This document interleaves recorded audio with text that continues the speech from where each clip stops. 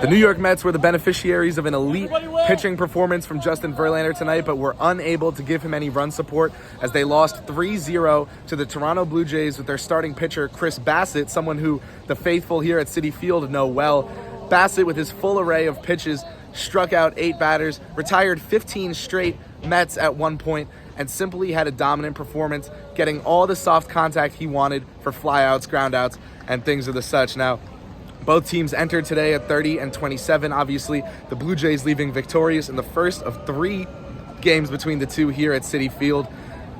Brandon Nimmo struck out and ended an inning with a pitch clock violation that both he and Buck Showalter were unhappy about after the game. Nimmo admitted it was probably due to his own tendencies when getting into the box, but also noted that it's frustrating when something in the game is determined by something outside of the game, and Showalter shared a similar sentiment. Now, the Blue Jays had an abysmal May, winning just 11 games, got them down to 4th place in the AL East, but looking like they were going to turn things around from the very second pitch today here at Citi Field, where George Springer hit another leadoff home run to add to his illustrious resume of those throughout his career. Came the second most of all time in MLB history leadoff runs, and I just think that from the start today, the Mets were doomed to have a very familiar finish for them, which is getting a great pitching performance, but after the first inning, and it not being enough for them to win the game. So Kris Bassitt, very comfortable here at Citi Field, rushing home after the game, did not participate in post-game availability because his wife is in labor having a child,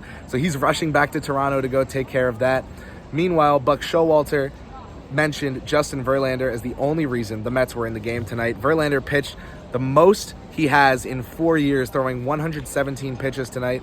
Just 1 earned run allowed, but unfortunately, it was one too many, given that the 2-run blast late in the game for the Blue Jays made it 3-0 and out of reach for the New York Mets, who kind of left everything up to Brett Beatty at the end, had men on base but 2 outs, and Beatty struck out swinging, and that was your ball game. So here at Citi Field, it wasn't necessarily a happy ending for these New York Mets, but not necessarily doomed after this start. Justin Verlander mentioned to media after the game that they've been playing good baseball recently and just had one of those days. Verlander definitely had one of those days for himself, given that he was hit by 2 comebackers, one in the hip flexor area, one in his quad.